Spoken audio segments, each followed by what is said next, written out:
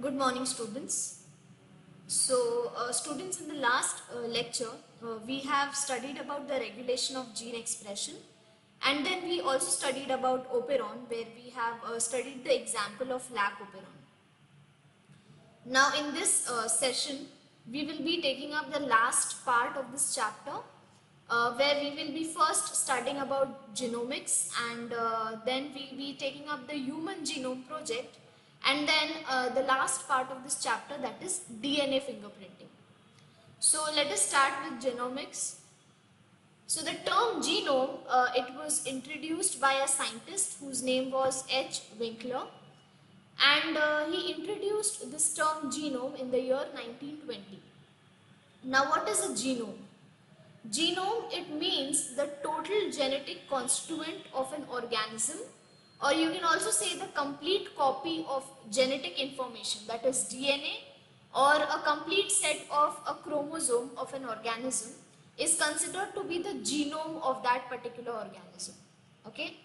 And the term genomics, it was coined by a scientist T.H. Roderick, and he termed this genomics, or he coined the term genomics in the year 1986. So genomics, it means the study of the genomes through analysis, sequencing and mapping the genes along with the study of their function. Okay.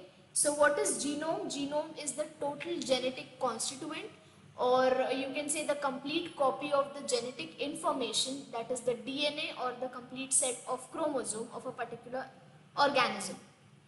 And when you are studying the complete genetic constituent of an organism, or a complete genetic information of an organism, that study is known as genomics. Okay. Now, when we are studying the complete genetic information of an organism, we are studying through analyzing that complete genetic information, sequencing the genes and mapping the genes, along with studying the functions of that particular gene. So, this is the difference between genome and genomics. Genomics is the study of the genomes. So, genomics, it can be classified into two types. It can be structural genomics, or it can be functional genomics. So, when you say structural genomics, it means it involves the study of sequencing the genes and analyzing the genes and mapping the genes. And when we speak about functional genomics, we deal with the function of the particular gene sequence. So functional genomics, it deals with the study of the function of the gene sequence and their expression in that particular organism. Okay. So once again, what is genomics? Genomics is the study of the genome. What is genome? Genome is the total genetic constituent of a particular organism. So when you are studying that total genetic constituent of an organism, you are studying the genomics of that particular organism. And this genomics, it is considered, or it is classified as two types. The structural genomics, where you are analyzing the genes and sequencing the genes and then mapping the genes of a particular organism. And the functional genomics deals with the study of the function of a particular sequence of genes of a particular organism. Now, after this, let us see the application of these genomics. So, when we are studying genomics, it has to have some application. So, where are these applied? The first application is, it is used for different purpose in the improvement of crop plant, human health and livestock. Okay, so this is the first application of genomics. It is used in agriculture to develop transgenic crops for having a more desirable character. Now, what is transgenic crops? Transgenic crop plants are the plants on which genetic engineering has been done. So, by the process of genetic engineering, these crops or these plants are modified so that we can get a desirable character. Okay, so that is transgenic crops. So this is one application of genomics. So if you study the genomics of a particular organism, you can develop transgenic crops which is highly used in the agricultural field. Then genetic markers which is used in forensic science. Genetic markers are something that when you study a particular gene, or you can say the location of a particular gene on the chromosome. So when you know the location of a particular gene on a particular chromosome, it is used for the identification of that organism, or you can say the identification of a person. So genetic markers which is used in forensic science, it is also an application of genomics. The next one is introduction of new genes in the microbes to produce enzymes. So in various cases, new genes are introduced into the microbes, and when these new genes are introduced into the microbes, they produce various enzymes, and that is how various enzymes are produced. Then they are also used for developing therapeutic proteins. So the therapeutic proteins are the proteins which are used in pharmaceuticals. Okay, so these are synthetic proteins, you can say, which are used for certain therapies. So therapeutic proteins are also produced by the study of genomics. And then they are also used for the production or introduction of new genes for the production of biofuels. Okay, so this is one application.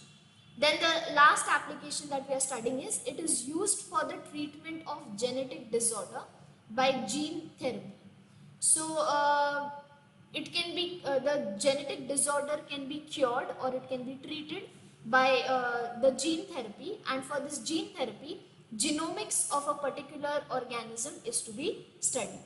So these are certain application of genomics. The first one is, it is used for the improvement of crops, for human health, and for livestock, for the improvement of livestock. And then it is used in agriculture to produce transgenic crops. Why transgenic crops? So that we can get desirable character or desirable variety of crops that are required, or it is in demand in the agricultural market. Then genetic markers. Genetic markers, what are genetic markers? It is locating a particular gene, or locating a particular gene on a particular chromosome. So when you know that this particular gene is present on this location on a chromosome, it is easy, or it can be used for finding or searching of a particular individual. So it is used in forensic science. Then it is used for the introduction of new genes in the microbes to produce enzyme. It is used for producing therapeutic proteins, and it is also used for producing biofuels. Then the last application is, it is used for the treatment of genetic disorder. So genetic disorder can be treated by gene therapy, and for that gene therapy, genomics is necessary. So these are the applications of genomics. Now next we will move to the Human Genome Project. Now Human Genome Project, or HGP, it was known as a mega project. Okay, now there are certain reasons why it was known as a mega project. Let us see those reasons. So the scientists, they estimated that there are 3 into 10 raised to 9 base pairs. Okay, and they estimated that this number of base pairs is to be sequenced. So this was one reason that it was considered to be a mega project. Then the estimated cost that was taken out for sequencing these base pairs, it was $3 per base pair. So if it was $3 per base pair, and if you calculate this for a 3 into 10 raised to 9 base pairs, it came about approx $9 billion for all the base pairs, that is all of these base pairs. So this was another reason to consider this project as a mega project. Then along with all of these, new branch of science was developed. Okay, now the scientists, they estimated that when all these base pairs will be sequenced, okay, when these genes will be sequenced, they need to feed this information and they need to store this information into a software which was not available during that time. So, along with this human genome project, there was this new branch of science, that is bioinformatics, was developed, and there were various softwares that was developed into this branch of science, so that when the sequencing is done, the information of the sequencing can be stored in certain softwares.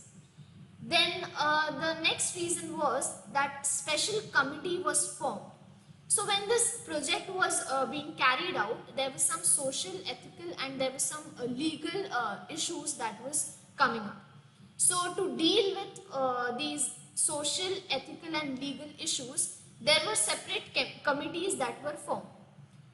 Okay, and also that this project, it was estimated to be completed in 13 years. Okay, so the scientists, they estimated that for the complete sequencing of all the genes of the organism, that is 3 into 10 raised to 9 base pairs sequencing, 13 years would be required. So the project was estimated to be completed in 13 years. We will see when was this project actually completed in the next part. So this project, it was started in 1990. So if you calculate 13 years by 1990, this project was supposed to be completed in 2003. So this project, it was started in 1990 by the US Department of Energy and the National Institute of Health. Now let us see the methodology of this project. Now when we talk about DNA, the DNA, it has two parts. It has the heterochromatin and the euchromatin, that is the non-coding part and the coding part. Okay, so the coding part is the part which is used for coding or the translation process for the production or for the synthesis of protein, and the non-coding part, that is the heterochromatin, they are actually not used for anything. So they actually do not give us anything. So now there were two approaches by the scientists to carry on this human genome project. So the two approaches were, first approach was to sequence only the coding part of the DNA. As it is, the non-coding part was not helping in any way. So the scientists, they came up with this approach that to sequence only the coding part of the DNA. And this approach was known as expressed sequence tags, or EST. The second approach was to sequence the entire DNA, that is the coding and the non-coding part. So this was the approach that was actually used when they started up with this project. So this approach, that to sequence the entire DNA, this approach was known as the sequence annotation, and this was the approach that was chosen by the scientists to carry on this project. Now, what was the method used in this project? Let us see the method. So the DNA fragments were extracted from the cell or from the organism, and they were cut into fragments using the enzyme endonuclease. So once the DNA fragments were extracted, these DNA fragments were cut, or they were spliced, you can say, by using the enzyme endonuclease. And now these fragments, they were cloned. Okay, so before the further process, they were cloned. For cloning, they used the host cell, and for the host cell, they used bacteria and yeast. That means a prokaryote and the eukaryote. They used both, and they used the vectors. So for cloning, you need a host and you need a vector. So the host was the bacteria and the yeast, and the vectors was BAC, that is bacterial artificial chromosome, and YAC, that is yeast artificial chromosome. So for the vectors, they actually used YAC for the cloning purpose. Now once this was cloned, once the DNA fragments were cloned, then the fragments, they actually replicated into the host body. They were introduced into the host body, so they replicated into the host body. And then after the replication, these fragments were sequenced using Sanger's method. Okay, so this was the whole method that was used for this project, for the sequencing of this project. First, the DNA fragments were extracted, They were cut into pieces using the enzyme endonuclease, and then these DNA fragments were cloned using the host cell and the vectors. The host cell that they used was the bacteria and the yeast cells, and the vectors that they used was bacterial artificial chromosome, that is BAC, and yeast artificial chromosome, that is YAC. So by using these vectors, the the DNA was the fragments were cloned, and they were introduced into the host cell. When they were introduced into the host cell, these fragments they replicated. So the fragments they replicated into the host body, and then these fragments were extracted and then they were sequenced using Sanger's method. Okay, so this was the whole methodology for this project. Now further, let us study the salient features of this project. What was the result that the scientists had got after the project? So the first thing was, the human genome contains 3.1 billion nucleotides. So the result was that they calculated and they came up with the conclusion that the human genome, it contains 3.1 billion nucleotides. Okay, so the average gene contains 3000 base pair, but the largest human gene, that is dystrophin gene, it has 2.4 million base pair. That is the maximum in case of humans. Okay, so the human genome, it has 3.1 billion nucleotides, and the average gene contains 3000 base pair, but the largest human gene, it has 2.4 billion base pair alone. Okay, and this was maximum in the case of humans. Now the next conclusion that they came up with was that the total number of genes found out were 30,000. So they found out 30,000 genes in this whole period of the project, and the function of 50% of the gene is still unknown. Maybe that is the reason that previously they were approaching to sequence only the coding part. Okay, because maybe this 50% of the genes whose function is not known, this may be the non-coding part whose function is not known. So the function of 50% of genes is still unknown. This was the next feature of this project. Then there are repeated sequence that make a larger portion. So there are repeated sequence of this gene that are repeating in various number of times, which make a larger portion of this whole genome. Then there is less than 2% of the genome that actually code for protein. So out of all of this out of all the genomes, there is only 2% of the genome that is actually coding for the protein, and the rest is non-coding for the proteins. Then the next important estimation or the next important conclusion was that the chromosome number 1, that the first chromosome, has the maximum number of genes, and the number of genes in the chromosome number 1 is 2968 genes. Okay, whereas the minimum number of genes are into the Y chromosome, that is the Y sex chromosome of humans. So the minimum number of chromosome is in the Y chromosome, and the number of genes is the minimum number of genes is in the Y chromosome, and the number of genes is 231 genes. Okay, so the maximum number of gene is in the chromosome number 1, and the minimum number of gene is in the Y sex chromosome. Next, the last conclusion was, at about 1.4 million location, they found SNP. What is SNP? SNP is single nucleotide polymorphism. What is polymorphism? Now, polymorphism, it refers to the difference in the sequence of the nucleotide, okay, the sequence of the genes. And this difference is actually due to just single nucleotide. Okay, so they said that at 1.4 million location, they found out this SNP, that is the difference in the sequence of the genes, and that difference was only due to one single nucleotide.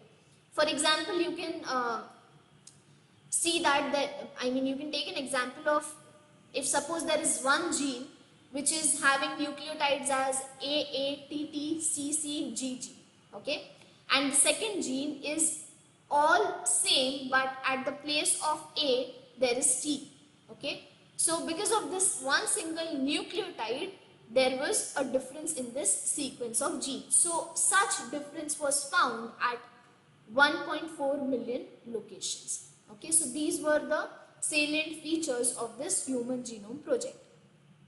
So this was all about genomics and the Human Genome Project. Let us take the next part, that is the last part of this chapter, that is DNA fingerprinting. Okay, so the genes which are present in the organism's body, these genes are responsible for the particular character or a particular trait of that organism, and they are also responsible for the inheritance of the characters or the traits to the offsprings. Now, due to the recombination into this parental gene and the maternal gene, it results into the difference of the character in the offsprings, and that is how we look a little different from our parents, okay, because there is a recombination that is happening in the parental gene and the maternal gene, which results in the difference in the characters of the offsprings. And this difference in the characters, it is also due to the mutation that takes place in the process of gamete formation.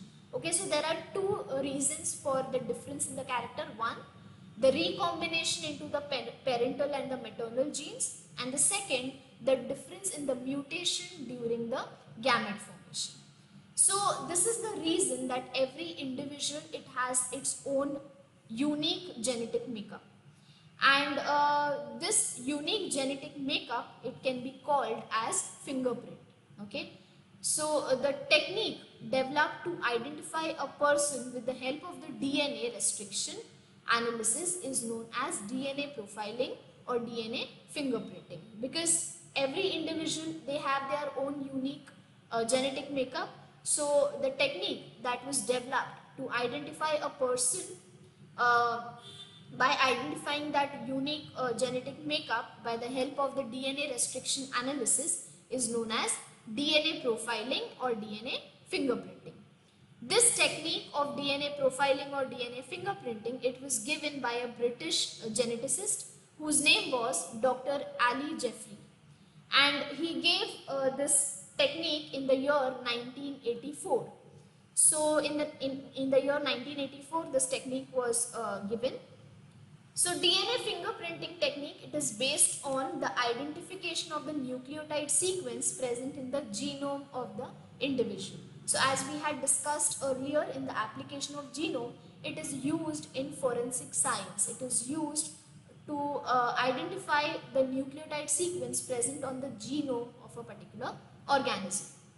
Now, in a particular population, if you consider a particular population, every person, it shows unusual sequence of about 20 to 100 nucleotides, and these are repeated in several times. So this several times repetition of the nucleotide, it is known as variable number of tandem repeats or VNTR.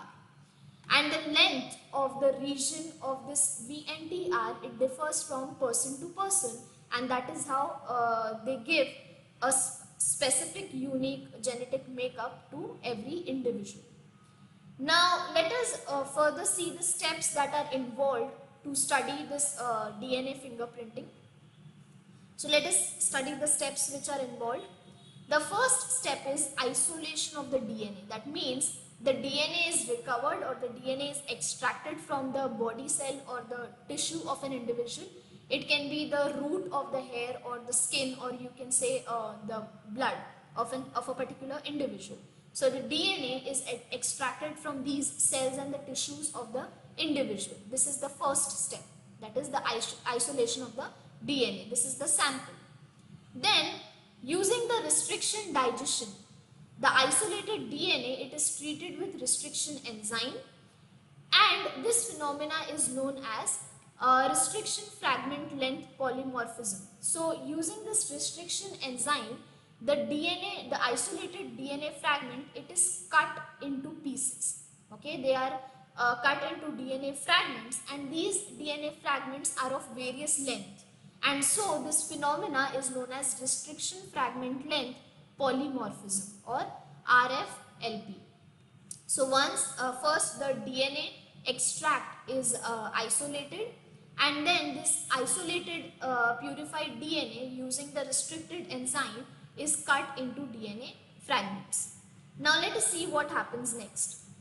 Next, using gel electrophoresis, the DNA is loaded on the agarose gel electrophoresis under electric influence.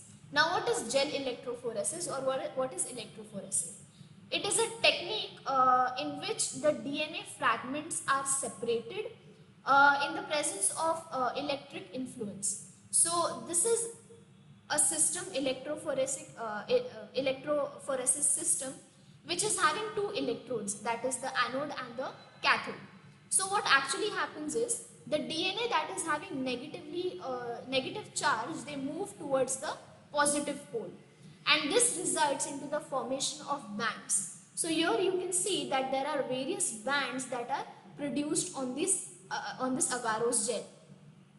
So once these various bands are produced on the agarose gel, with the help of the method of Southern blotting, the separated DNA fragments are transferred into a nylon membrane or a nitrocellulose filter paper. Okay, so it is transferred into this nitrocellulose filter paper.